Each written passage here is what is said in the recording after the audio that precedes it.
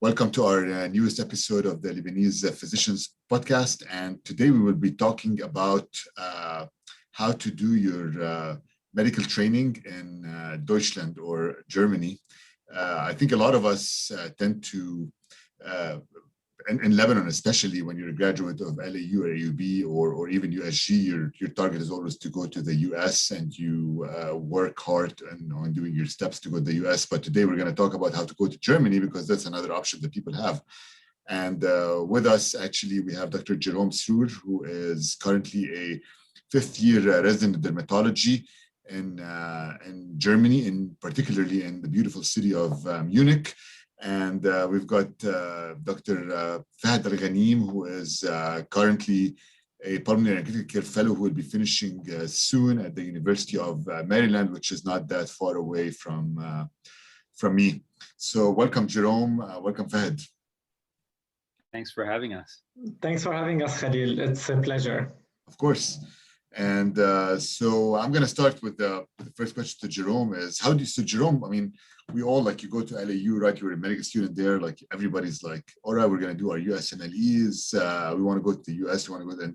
So how did you decide to go to Germany? So the decision didn't happen overnight. Fahed can remember very well that I even bought my Step 1 USMLE book. And I even started studying because everybody was doing that. But at some point, I realized that I really liked dermatology. And somehow, as an international medical graduate, there's no chance for me to get a position there. So I just set my mind on that thought. And I thought, okay, am I looking for a country or am I looking for a specialty that I will love practicing in my entire life? And this is when the whole idea of going somewhere else besides the States came up. And instead of studying the Step 1 USMLE book, I put it aside and I started looking around the world where I could go and where I could start my specialization. All right.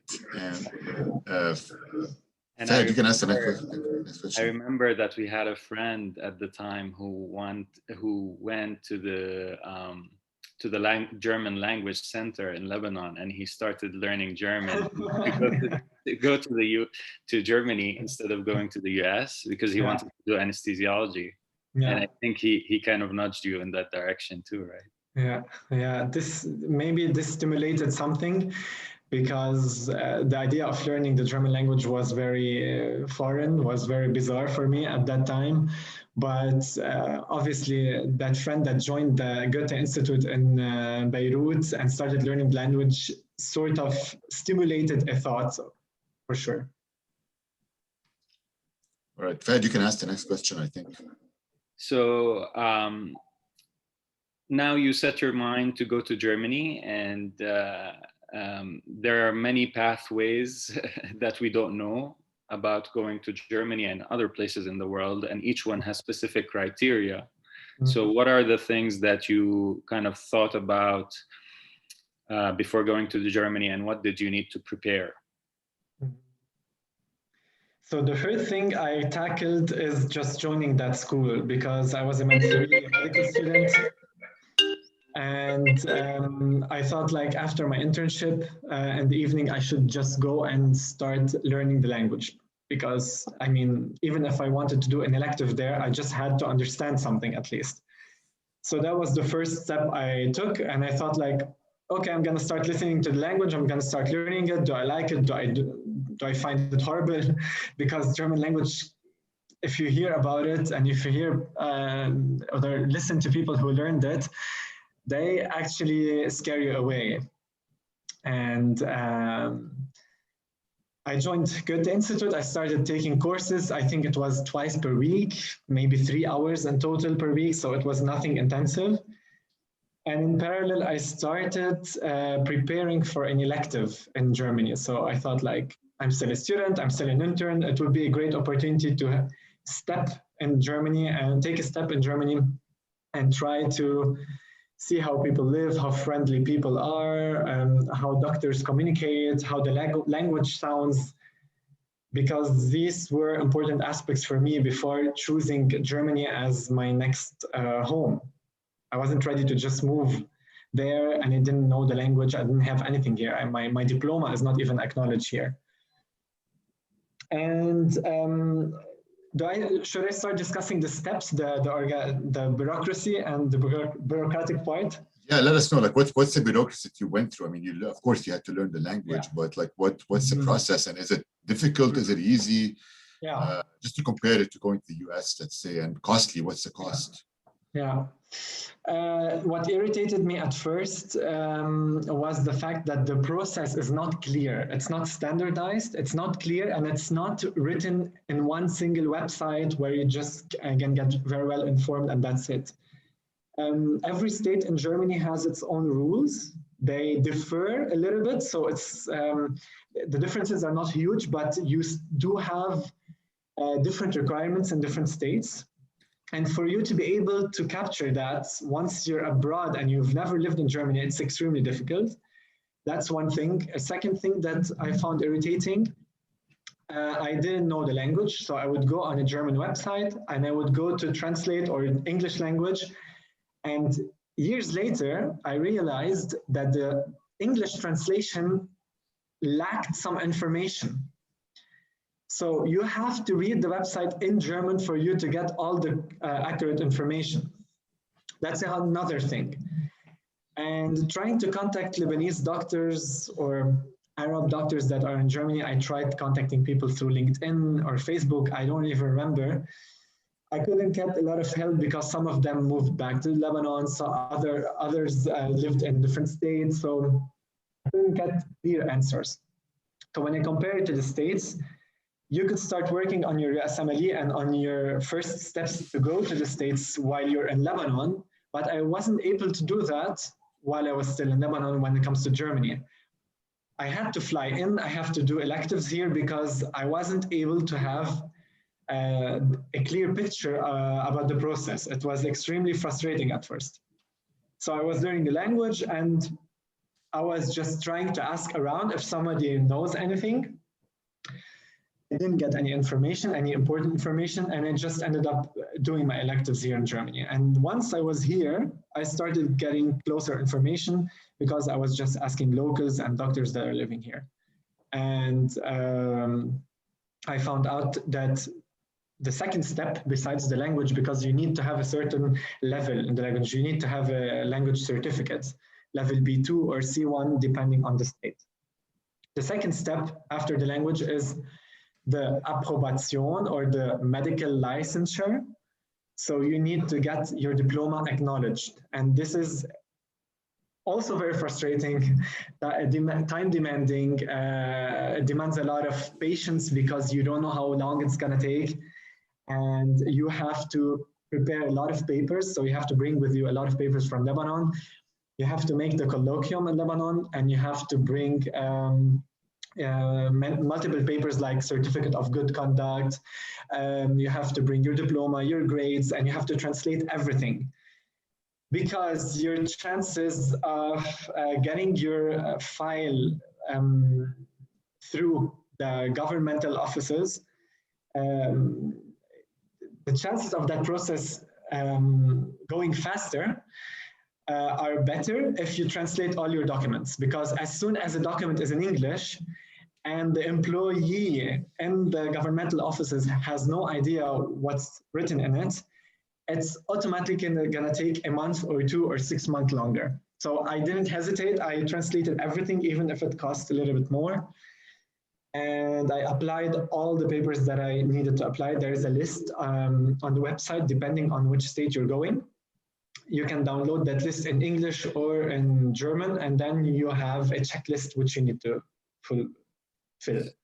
So I remember when I was studying for the steps, for step 1 and 2, you were studying for German, but also trying to get the lay of the land in Germany of what are the things that you need to do to succeed. So what are like 3 steps that you'd recommend for someone to do before they go to Germany? And I remember you also told me that there was a specific, when you try to get a visa to Germany, you need to have a specific amount of money in the bank. What are practical tips that you have for the students who are going to Germany prior to going to this? Practical tips. I mean, I'm going to try to summarize, maybe just list the important steps, and maybe I will go through details. First step, learn the language, because this is the part that's going to take most of your time. You start learning the language. You can't apply to the medical licensure or to the acknowledgement of your diploma here in Germany unless you're a doctor in Lebanon. So you have to have the colloquium, you have to have the paperwork done in Lebanon with the Ministry of Health, and if you're signed up with the Abd al-Atibba. How do you call it in English? I forgot that. So you need to wait for that bureaucratic part, because as I said, you need to become a doctor. You can't do that or speed that process up as long as you're a student. So first step, learn the language. Second step, prepare an elective during your sixth and seventh year. You have to come to Germany. You have to make contact with professors and doctors and deans, because if someone knows you, this will speed up your application process and your acceptance for a residency program, because the process here is way more personal in comparison to other countries. When you compare it to France, when you compare it to the USA, the process here is kind of personal. They want to know you're competent. They want to know you're willing to learn. They know you're engaged and you're nice to patients and you're a good team player. And that way you get a position as a resident much faster if you have that personal connection. So yeah, so so exactly what you're telling us is electives are like the most important probably part of going to very important Germany. Especially that you're a foreigner, you were a medical student outside Germany, so they have to get to know you somehow, because you're competing with medical students from Germany, you're competing with doctors that are German. What are your chances if you're just sitting in Lebanon? So on that note, when I spent time to try to find elective in the US, I emailed a bunch of doctors and kind of tried through connections to figure out electives. How did you find your electives in Germany? I created a prototype, an email in German and translated in English, and I was copy pasting. I was sending it all over the place. I think I sent about 200 to 300 emails around Germany, just searching for an elective. Wow. So that was also very demanding. I had to be very patient because I got very few responses. So it was very rare for me to get a response. And if I got one out of 20 emails, if I got a response, it was negative. So it was very difficult at first. And this is just for an elective. I would just explain in the email that I want to come and do some shadowing. I don't want money. I don't want to work. I don't want a position. I just want to come and walk around the hospital with residents and with different attending physicians. And the money part, because this is also a very important aspect at the moment regarding the financial crisis in Lebanon. You don't need a lot of money as a student preparing for electives. You need money once you start with the bureaucratic part. So translating the documents is very expensive. It could cost up to 2,500, 3,000 euros. Applying to the medical licensure or to the diploma acknowledgement thing in the government costs up to 500 euros. And learning the language is also costly, so you have to pay for a course about $400 or $500 in Lebanon. So it's also costly. And the last step would be applying to the visa. So once you did your electives and you were already here and you got some sort of position as a researcher, as a resident, you have to apply for a visa. And this visa is for a longer stay. So when you're applying for a visa up to 90 days, this is like something similar to a tourist visa. But once you're applying for a visa for a longer stay, longer than 3 months, you need to apply for a visa for study. If you're taking language courses here, you need to apply for a visa for a job, but I don't think anybody will have a job while sitting in Lebanon. It might be an exception, so you could apply for the job visa while being in Lebanon if you got accepted for a position, but you need a contract, you need some sort of a confirmation that you got that position. There's another visa, which I got back then. It was a researcher's visa. And lastly, you can apply for a job search visa. But this job search visa, I heard some feedback from different colleagues that came from Lebanon to Germany. It was a little bit difficult with that kind of visa because it's very short. You always get it for 3 or 6 months, and during this time you have to find a job, and if you don't, you have to go to the offices again and you have to get a prolongation of that visa. It's kind of complicated. So it's better to have a good reason why you would be in the German territories, something like taking a language course or doing research, because that part of the paperwork would be a little bit better. And the shocking part, as soon as I applied for the visa, the first requirement before I even gave my documents in the embassy in Lebanon, I had to transfer, my father had to transfer 8,000 euros to a German bank and freeze it, and had to give proof to the embassy that I already sent that money. And then I was able to apply for the visa, because they really want to know that that you have some sort of financial means when you're coming here. So you're a researcher, you're not getting any salary. How are you going to be financing your life? How are you going to be paying your rent and your grocery shopping? Yeah, so basically, it's what you're saying. It's a very costly process, and when you start applying for electives, you need to have started learning the German language in Lebanon before you start applying. And so, do they accept lullers or no? Local dollars, lullers or local dollars from Lebanese banks. And the German embassy. They may in Germany. I'm kidding. This was a joke. Oh, okay. Yeah. I'm sorry, I didn't get that. Yeah, but I think that's going to be a problem, right? That's what I wanted to get to. Is that's going to be a problem now, because people cannot, unless somebody has their money outside of the country, it's going to be a problem for their parents to show that they have that much money and send it over, I guess. So so basically, when you get your position in Germany, it's more of a job, right? "Quote unquote" jobs. You're in residency, but also it's considered that you are in a job, right? Basically, like a job visa. I'm employed in a university hospital or in a normal hospital. Some people even start in a smaller setting, a private practice, but the physician who's working there is able to give you 6 or 12 months of residency. And you're employed. You have a job, you get a salary, and at the same time, you're filling out your logbook, the requirements to become specialized in dermatology and orthopedics and ophthalmology. Right. So you ascend the ranks, I guess, right? You start doing year 1, year 2, year 3. But in the US, basically, let's see the comparison. The US, basically, you go into, let's say we want to do pulmonary critical care, you do an internal medicine residency, you do a pulmonary critical care fellowship, then you're directly an attending and you're in the workforce. So how is it in Germany? Like, do you have a specific number of years, or is it different in Germany?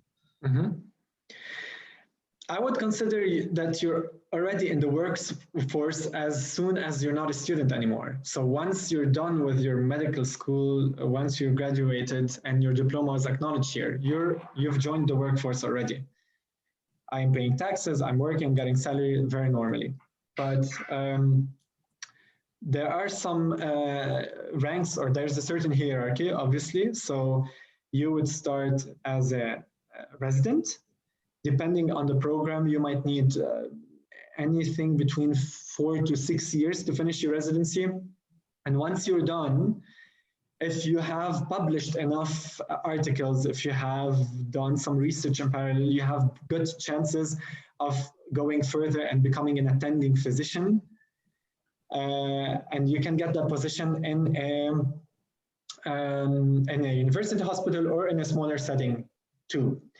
But there are also different academic titles. So you might be a resident, but you don't have a title, that doctor title that they have here. So it's similar to PhD somehow. So you have to make a project, you have to have a thesis, and you defend it, and then you get that title as a doctor. It's called Dr. Med.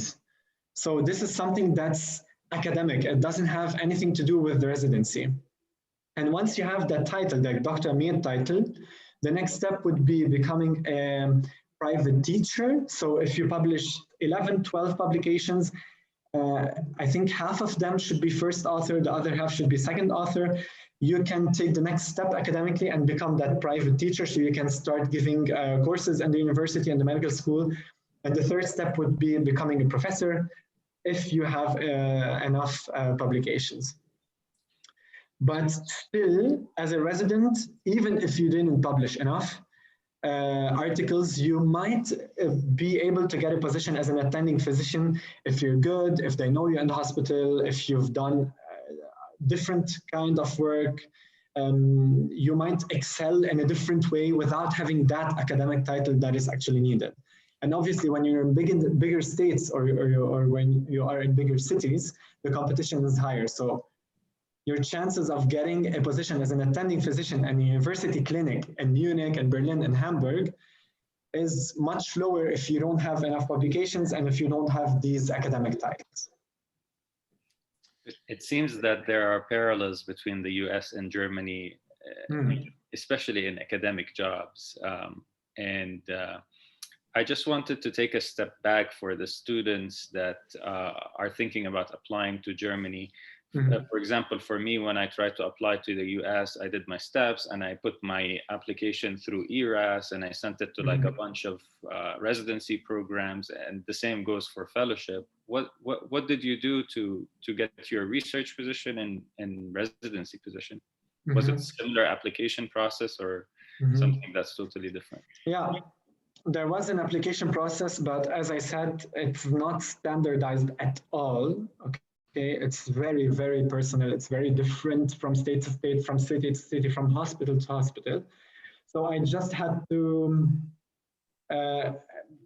back then, I just had to have the guts to just go for it. So I was here. I spent 3 months doing electives in Germany. I prepared my CV. And during my internship here in Germany, I started learning the language. I continued learning the language, and I showed the different professors that were seeing me on a daily basis during morning rounds, during different clinics, and during my stay on the ward. I showed them that I was learning the language very efficiently and very quickly, and I was starting to reply in German. I was discussing cases in German as much as I could.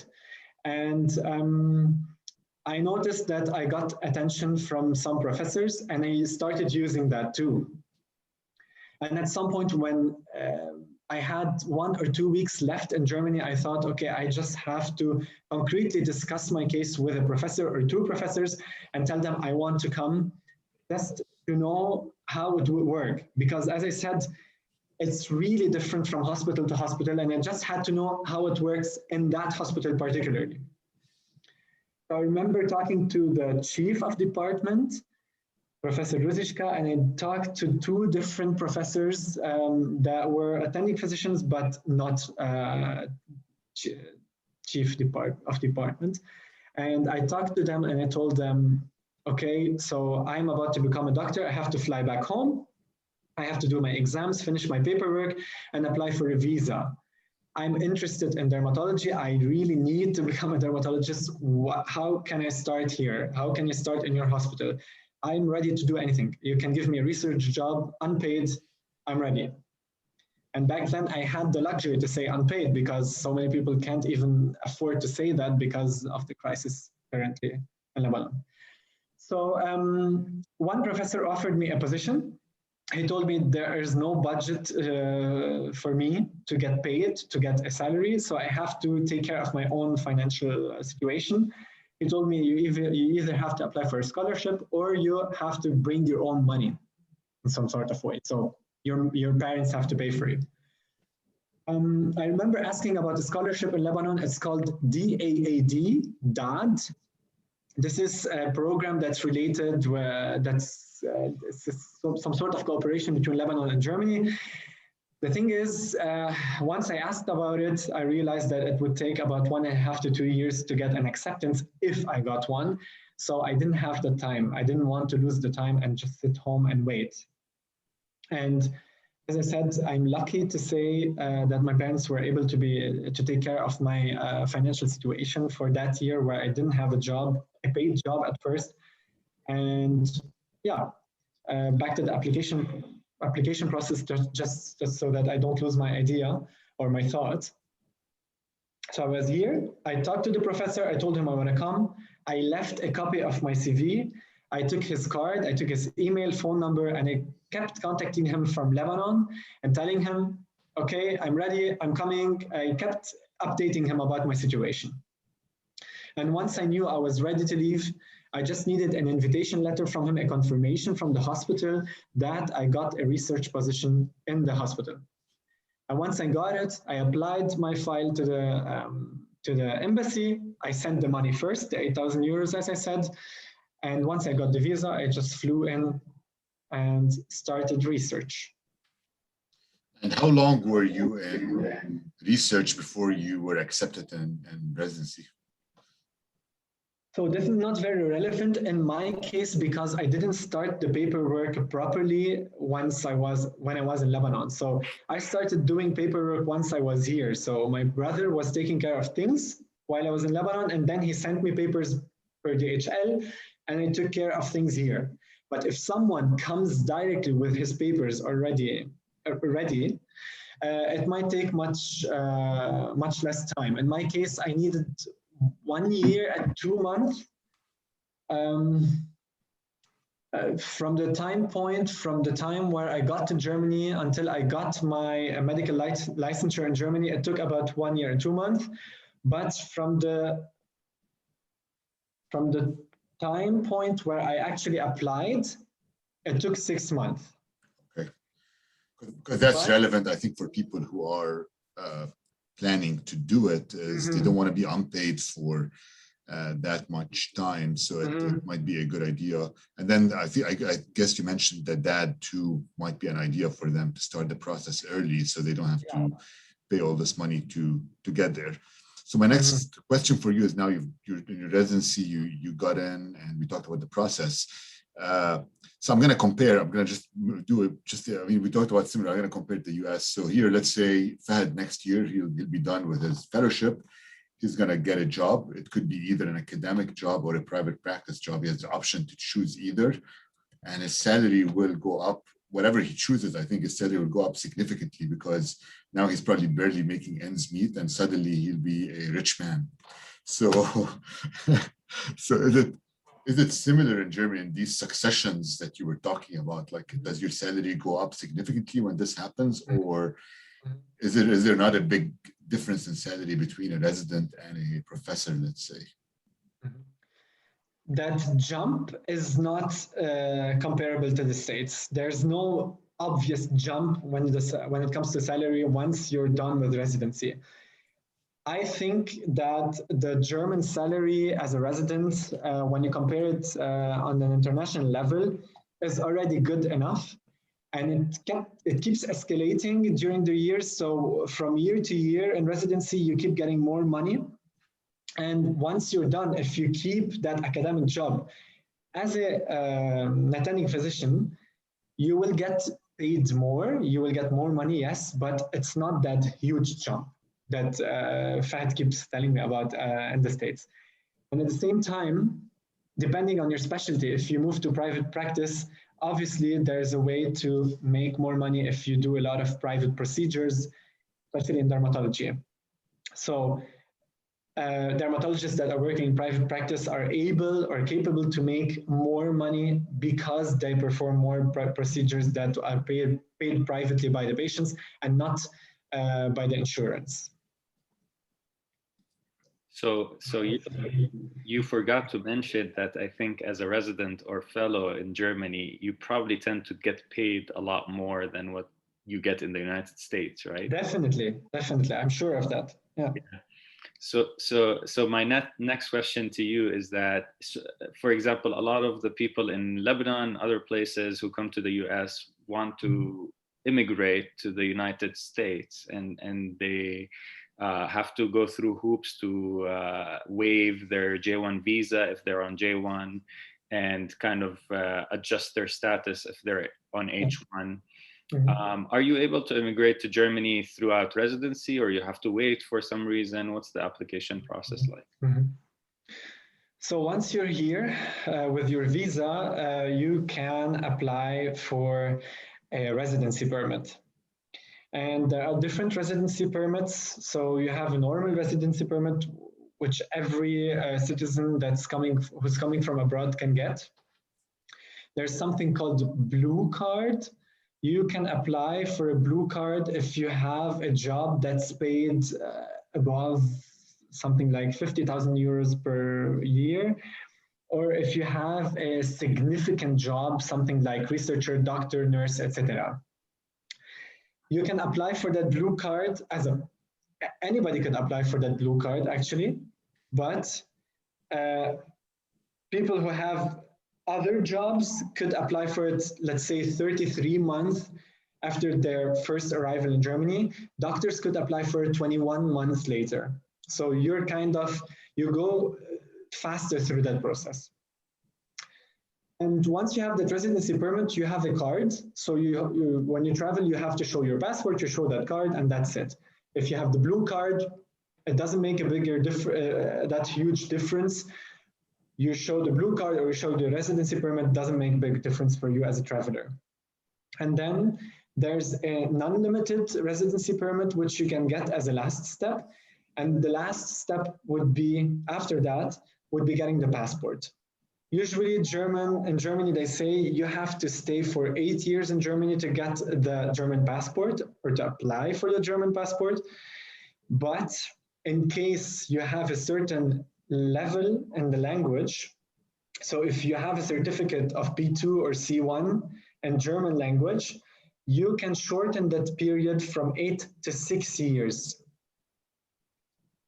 So in my case, for example, I had to have the language skills from the beginning because I'm working as a physician in Germany.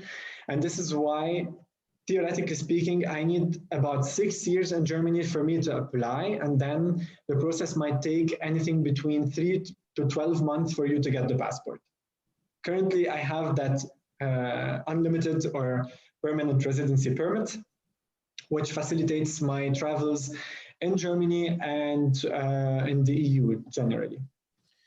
Yeah, so that's important. Basically, that residency permit that you can get, I guess, very shortly after you arrive in Germany, it seems like it allows you free travel across the EU zone countries, which is huge, I think, which is a much longer process in the US, especially if you come on an exchange or J1 visa. So that's excellent. And so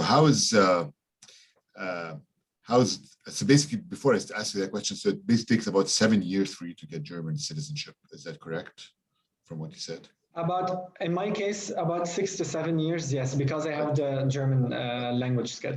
Which is still much shorter than it takes right now if you come on a J1 visa to the US, which is important. And then how's life in Germany like? Do you like it there?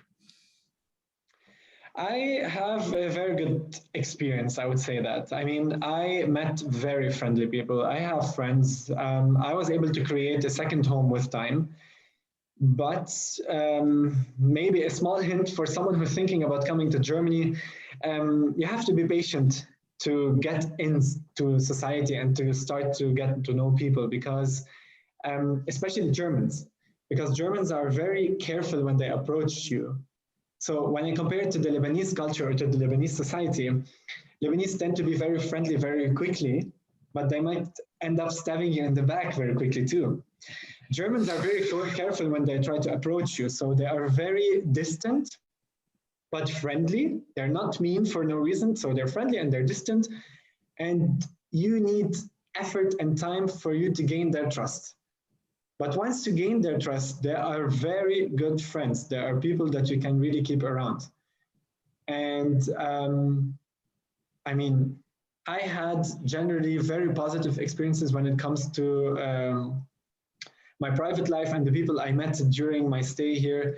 And there's much less anxiety compared to Lebanon. People are way more chilled, and they try to do what makes them happy in a more efficient way. They're just calmer. They're calmer. They're less anxious, and this is what makes them more efficient in finding the way to happiness. Because when so many basic things in Lebanon are missing, are lacking in your daily life, and you're kind of trying to get rid of that anxiety that you got from your parents that lived through war, you're busy doing so many different things instead of making yourself happy. So I learned a lot of things from Germans, from European in general. And one thing I have to mention too, I mean, Germany is a first world country. It's very attractive for foreigners coming from the Middle East, coming from South America, or coming from Asia. So you actually end up meeting a lot of foreigners too. So it's not like you're here and you're just hanging out with Germans. My closest friends, I can count 2 or 3 Germans, but I also have people coming from Chile, South America, people coming from Italy, from Spain, from Austria. Very random, because you have that multicultural setting and because you have so many people from different countries in a country that's so stable and successful. Yeah. Do you go to beer gardens every day, or? It's exaggerated, but when it comes to Bavaria, we're experts. Yes, we drink beer very often. I wasn't such a big fan of beer. Generally, I would rather drink wine or vodka or whiskey, but when it comes to Bayern or Bavaria, you have to learn drinking beer and in large amounts without getting a reflux. Right.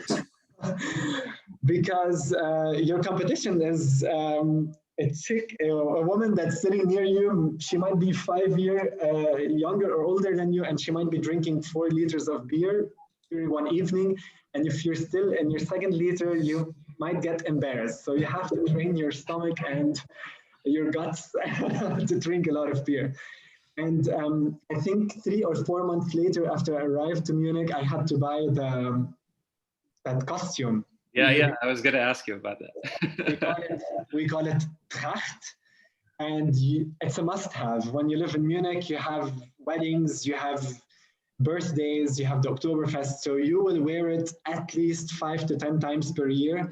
So you have to buy it, and you have to buy something that's of good quality, because if you wear something that's not so nice, or something that looks like plastic, they might make fun of you even. Yeah. So, can you drink? So I know when I did my elective in Spain, at one point you could drink like a small bottle of wine for lunch as you're working in the hospital. Can you have a glass of beer in the middle of the day? Because that's another important part too for people to think about. During work, no. I mean, if something happens and you're working and someone finds out that you had alcohol in your system, you might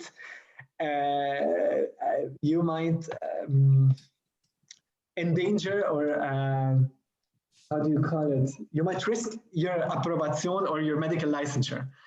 But on the other hand, you have so many Bavarians that start drinking beer at breakfast. So if you're out on Saturday or Sunday and you want to go have brunch, or you're just going for a walk or doing some jogging, you might meet some locals with their first beer at 9 a.m. So it's something that's very common. People drink beer as if it's water. So it seems like you're enjoying your time a lot in Germany. Too much, maybe. Well, residency was tough until now. I didn't have a lot of time to have fun, I would say.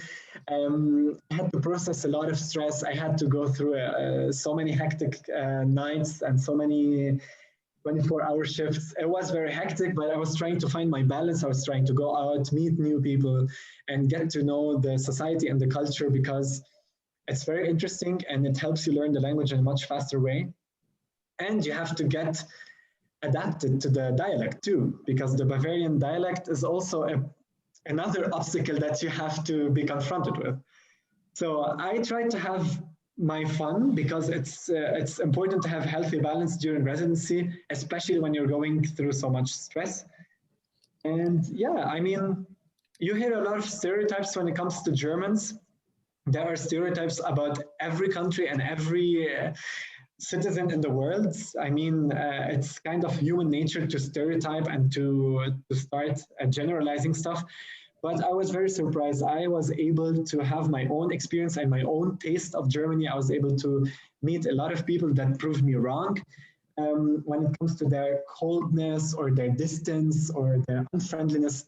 So many things are just stereotypes. So many theories are wrong. And you just have to come and meet people, because what unites us humans all around the globe is just that search for happiness, search for a good life, somehow going through that short trip on Earth and somehow enjoying it. And every country or every culture has its own way of translating that. And this is what brings me closer to everybody here, to all the different foreigners and to the Germans that I met here. We're searching for the same thing at the end of the day. Yeah, I think it's similar everywhere. I think people tend to stereotype others, but I can tell you some of the best friends I've made in the US actually are Germans, and we've got some very good German friends right now in Munich who moved back there. So, and I think similar can be said about like people in the US. I think once you're here, you get used to it. I mean, everybody's extremely nice, and yeah, exactly. So, so any final words, Fahed, or? I just wanted to ask you, and first, thank you for taking the time to talk about Germany. I think it's going to be helpful to all the students who are thinking of going to Germany instead of the US and Lebanon. And then the second thing is, what do you miss about Lebanon that you can't find in Germany? Honestly, I found almost anything here. So I'm able to eat a very delicious manouche. I'm able to make my own delicious tabbouleh here at home. I had delicious knefe here. But what's missing is beach, saltwater, beach, warmth, sand. They do have amazing lakes and rivers, but it's very cold for me. I don't really enjoy swimming in it because I freeze. But yeah, I would say maybe the first thought or the first thing that I really missed here, besides family, besides my loved ones in Lebanon, is beach. Right.